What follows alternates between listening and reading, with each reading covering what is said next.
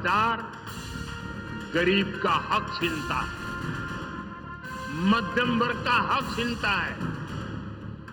राष्ट्रीय स्तर पर होने वाले हजारों करोड़ के घोटाले अब बंद हुए हैं। अब गरीब को उसका हक मिल रहा है और गरीब को लूटने वाले जेल जा रहे हैं। भ्रष्टाचारियों पर ऐसे ही निरंतर सख्त कार्रवाई होती रहेगी, ये मोदी की गारंटी है।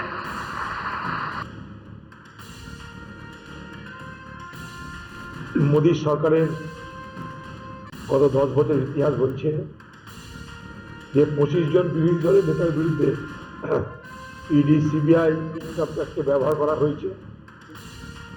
আর সেই 25 জন যখন বিজেপিতে যোগদান করেছে, তাদের সমস্ত অভিযোগ তাদের বিরুদ্ধে যা ছিল সেগুলোকে প্রত্যাহার করে নেওয়া হয়েছে। দুর্নীতি বিরোধী মোদীর এই লড়াই, এটা একটা নতুন, এটা আর কিছু না, এটা একটা নাটক, মানুষকে ধোঁকা দেওয়ার একটা নতুন ছল।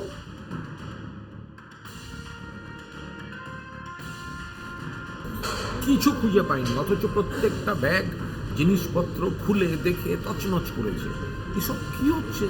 অথচ কিছুই খুঁজে পাইনি। বাধা দিতে গেলে বা প্রশ্ন করলে বলছে আটকে রাখবো, দেরি করাবো। এটা কি হচ্ছে? কোন প্রতিহিংসা, কোন প্রতিহিংসার রাজনীতি? অভিষেক বন্দ্যোপাধ্যায়ের চপারের ট্রায়াল রানের জন্য ইনকাম ট্যাক্স দিয়ে এইভাবে হয়রান করা হয়েছে। আজকে আমরা তীব্র নিন্দা করছি। বিজেপি হারছে এবং কেন্দ্রীয় সরকার তাদের সব এজেন্সিকে এইভাবে ঐশাচিকভাবে তাণ্ডব করতে, গুন্ডামি করতে, বেআইনিভাবে হামলা করতে, এগুলো তারা পাঠাচ্ছে, মানুষের জবাব দেবে। শুভেন্দু বাবু দিন রাত গণতন্ত্র গণতন্ত্র করে হেদিয়ে মরেন, দিন রাত চিৎকার করেন গণতন্ত্র করে। এটা কি গণতন্ত্র? একটা রাজনৈতিক দলের পার্টি অফিস, সেই পার্টি অফিসে তারা তালা লাগাবেন, সেই পার্টি অফিসে তাদের পতাকা লাগিয়ে দেবেন। এই জিনিস যদি তৃণমূল কংগ্রেস করা শুরু করে পশ্চিমবঙ্গের প্রত্যেকটা জেলায়, তাহলে ভারতীয় জনতা পার্টির একটা ওই কলকাতার মুরলীধর লেন বাদ দিয়ে আর একটা পার্টি অফিস গোটা পশ্চিমবঙ্গে থাকবে। আমরা কিন্তু সেই পলিসিতে বিশ্বাস করি না। আমাদের পার্টি অফিস যদি পুনরায় আক্রান্ত হয়, আমাদের কর্মীরা যদি পুনরায় আক্রান্ত হয়, আমরা কিন্তু আর এই গান্ধীবাদী নীতিতে চলে এক গালে থাপ্পড় মারলে আরেক গাল বাড়িয়ে দেওয়ার নীতিতে কিন্তু আমরা কতদিন আর টিকতে পারবো আমরা জানি না। পুলিশের কাছে আমাদের স্পষ্ট বক্তব্য থাকবে, 24 ঘন্টার মধ্যে অ্যাকশন নিতে হবে। আমার পার্টি অফিসের সামনে, রাস্তায়, মোড়ে পারমিশন নিয়ে আমি আমার মতো করে মিছিল করবো, প্রতিবাদ করবো, মিটিং করবো, কেউ তো বাধা দিচ্ছে না। কিন্তু অন্যের জায়গায় ঢুকে কেন? সে অন্যের জায়গায় আমরাও ঢুকতে পারি, আমরা এই সতর্কতা দিয়ে রাখছি। বাবার ওখান থেকেই ত্রিশূল লাভ হলো। বাবা যখন যখন এই বিশ্বেতে পাপ আর শুভশক্তির তার বেড়েছে প্রভাব, তখন তিনি ত্রিশূল হাতে তুলে নিয়েছেন, তাণ্ডব নৃত্য করেছেন। তারই প্রেরণায় আমার কুলদেবতা মহাদেব স্বয়ং, তার ত্রিশূল নিয়ে আমরা অভিযান করে স্বচ্ছ ভারত আর স্বচ্ছ রাজনীতি করতে চাই। ত্রিশূল তার প্রতীক। আত্মরক্ষা আছে না, দেশ রক্ষা। উনি সন্দেশখালীর নাম শুনলেই উনি আতঙ্কিত হয়ে পড়ছেন। স্বাভাবিকভাবে তিনি নারীদের সম্মান, মায়েদের সম্মান তিনি পরোয়া করেন না। তিনি তার ভোট লুটেরা এবং যারা তাকে টাকা সাপ্লাই করে তাদেরকে সমর্থন করেন।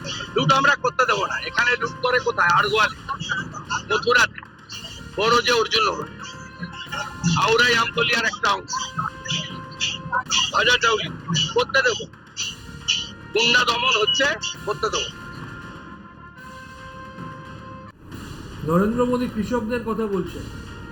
2014 সালে তিনি বলেছিলেন তিনি কৃষকদের ইনকাম ডবল করে দেবেন। পরে বললেন 2022-এর মধ্যে করব। বাংলায় মমতা বন্দ্যোপাধ্যায় কৃষকদের ইনকাম 3 গুণ করতে পেরেছেন, কিন্তু নরেন্দ্র মোদী মহোদয় এখনও কৃষকদের ইনকাম ডবল তো দূরের কথা, তার ধারে কাছে পৌঁছাতে পারেনি। এখনও প্রত্যেক দিন গড়ে 30 জন করে কৃষক এই দেশে আত্মহত্যা করে। আর কৃষকরা যখন তাদের ন্যায্য পাওনার দাবিতে আন্দোলন করে, তখন নরেন্দ্র মোদীর মন্ত্রিসভার সদস্য মিস্টার টেনি তার ছেলে গাড়ি চাপা দিয়ে কৃষকদের পিষে মেরে দিয়ে চলে যায়। তারা যখন কৃষক দরদির কথা বলে, তখন ঘোরাতেও হাসে। তৃণমূল কংগ্রেসের হারমাদ এবং দুষ্কৃতী বাহিনী এবং এখানকার প্রাক্তন সাংসদের নেতৃত্বে যেভাবে কেশপুরের ভোট 2014-তে লুট হয়েছিল, 2019-এ এই প্রাক্তন সাংসদ তিনি গত 10 বছর ধরে আছেন, তিনি যেভাবে সন্ত্রাস ছড়িয়ে গুলি বন্দুক দিয়ে কেশপুরের মানুষের ভোট লুট করেছিলেন, সেই ভোট লুট যদি না হয় তো তাহলে আমরা এবারে ঘাটাল লোকসভা থেকে 3 লক্ষর বেশি ভোটে জিতব।